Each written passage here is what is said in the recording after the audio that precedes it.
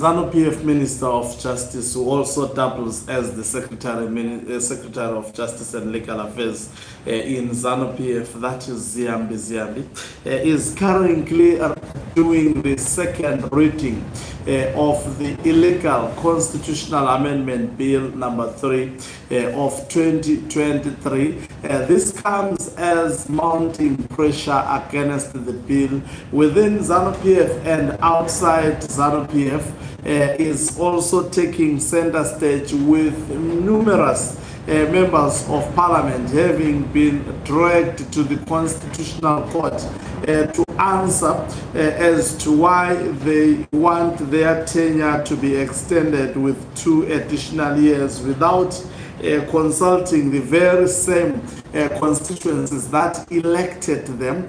Something mind-boggling is that Ziyambi has further asked the members of parliament to actually work long hours, and people are wondering why he is, after fast-tracking this constitutional bill number 3 of 2026, why so much, why in a hurry this much?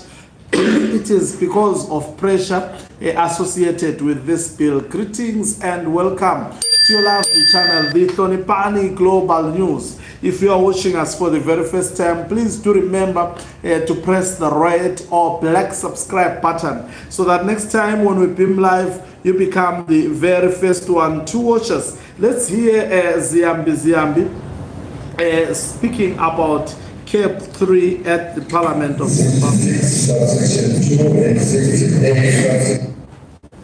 There is poor sound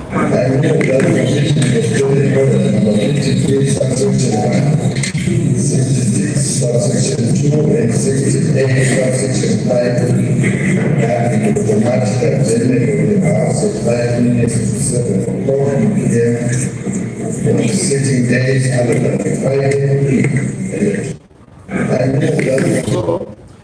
what Ziyambi was actually asking the parliament to do is to actually do away with normal proceedings of the parliament to incorporate the illegal constitutional amendment bill number 3 of 2026. He also asked the parliament to actually work overtime to fast track constitutional amendment bill number 3 of 2026.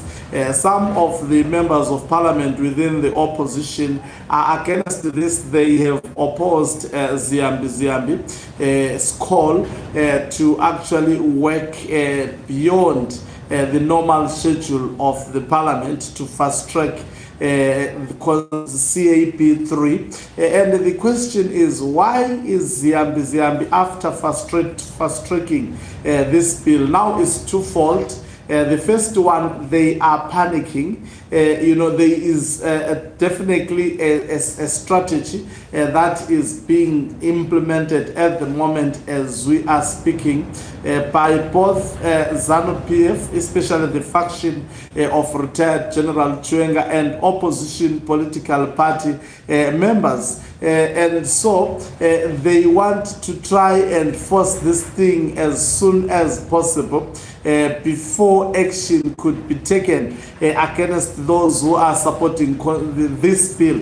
And the other issue, why he wants this bill fast-tracked, remember, they want this bill to be done by end of this month. Why are they acting in such a manner? Because they know that if this month finishes without the bill having been concluded, or if there are any delays which may result in this bill going up to August. For example, if it spills over to July and they conclude it in July, Mnangagwa cannot quickly sign that bill. Already that would be questionable. It means the signing of the bill may spill to August, and if it spills to August, already Mnangagwa would have served 2 terms. By August this year, he would have served 3 years and we know, according to the Constitution of Zimbabwe, a term is the minimum years of a term is 3 years, and the maximum years is 5 years. So they are running away from that because they may be in conflict with other sections of the Constitution. Mnangagwa qualify for actually another term. He would be now going for a straight third term. It won't be the talk of adding more years. Remember, there is actually a grand plan on the side of Emmerson Tambutso Mnangagwa. I doubt that he wants to lead the country up to 2030. No, they just want to change the constitution. It's an excuse to change the constitution, to give him more powers, to take away the powers from the military. After signing this bill, you will hear them talking about, no, the president did not serve a complete term. So let's vote for him as the parliament to start his fresh second 7-year term, because we cannot call less than 3 years a term. That is where Emmerson Tambutso Mnangagwa is going on with this thing. And that is why there is fast tracking of this illegal constitutional amendment bill number 3 of 2026. These are the two reasons why, and there is a lot of panicking, and I think they are surprised by what is happening across Zimbabwe. These legal challenges mounted against members of parliament. And Mnangagwa is already aware that this is in fact a tactic to scare the members of the parliament, especially having witnessed what happened in 2017. We are beginning to see the repeat of 2017 coming into play again, because the generals have actually, through their statement yesterday, indicated that they have tried to engage Mnangagwa, and they have established that Mnangagwa is the brains behind Constitutional Amendment Bill number 3 of 2026, and they have established that is a constitutional delinquency. That is what the retired general says, and they have established quite a number of issues. In fact, they demonstrated that engagement with Mnangagwa has been futile, and they announced part of the strategy which we are seeing unfolding, that they will fight against this, and the people will actually lodge applications to the Constitutional Court.